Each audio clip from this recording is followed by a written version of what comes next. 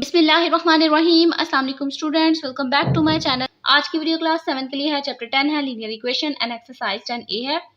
Solve the following simple equation. और question हम इसका 20 स्टार्ट करने लगे हैं। यहाँ पे अब एक अलजेब्रिक एक्सप्रेशन दिया हुआ है, तो हमने क्या करना है, ये 2 मेथड से हो सकता है। फर्स्ट ऑफ ऑल जो मेथड है वो है एलसीएम का मेथड। ए बी सी सबका आपने एलसीएम ले लेना है।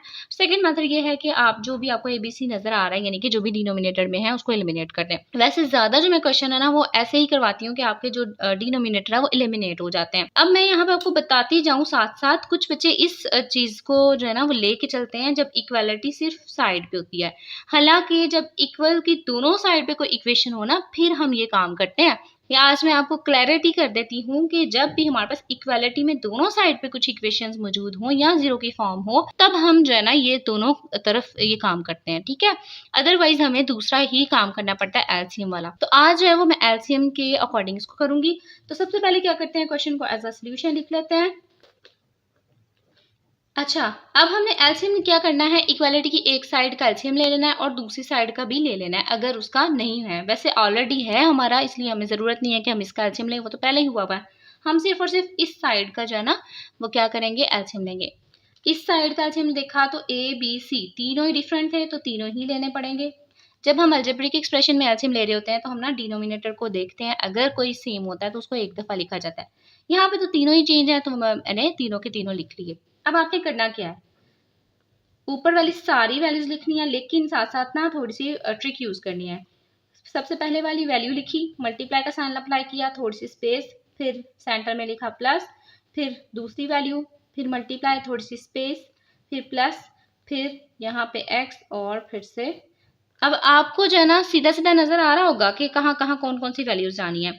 लाइक ए बी है ना, तो ए बी को स्किप करते हुए बी सी ऊपर जानी है, तो आप लिख सकते हैं। लेकिन यहाँ पे जो है ना, अगर आप इस मेथड को यूज करते हो जो मैं अभी बता रही हूँ कि स्किप करते जाओ, तो फर्स्ट वैल्यू लिखी, फिर ना कोई भी मिस्टेक का चांस नहीं बचता। पहली वाली वैल्यू लिखी, मल्टीप्लाई का साइन और थोड़ी सी स्पेस छोड़ दी, फिर सेकंड लिखी मल्टीप्लाई स्पेस, थर्ड लिखी मल्टीप्लाई एंड स्पेस, और साथ में ये तो हमने लिखनी ही लिखनी है। अच्छा, अब हमने क्या करना है, फर्स्ट वाली वैल्यू को देखना है, इसको और इसके डिनोमिनेटर को कंपेयर करना है। लाइक कंपेयर कैसे करना है, ये ए और ए मौजूद है, बाकी क्या बचा, बी सी। तो बी सी आपने ऊपर इसके न्यूमिनेटर के साथ मल्टीप्लाई कर देना है। नेक्स्ट इसको देखा, बी, अब बी और बी सेम है, बाकी क्या बचा, ए और सी। ए और सी आपने इसके ऊपर वाले न्यूमिनेटर से मल्टीप्लाई कर देना है। सी और सी सेम है, बाकी क्या बचा, ए बी। तो ए बी आपने ये जो थर्ड न्यूमिनेटर है उसके साथ जाके मल्टीप्लाई कर देना है।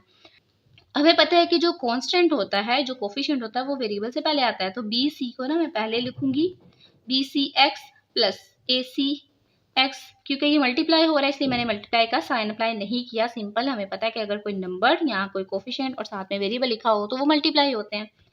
ए बी एंड एक्स डिवाइड में आ गया ए बी सी, ठीक है, और ए बी सी।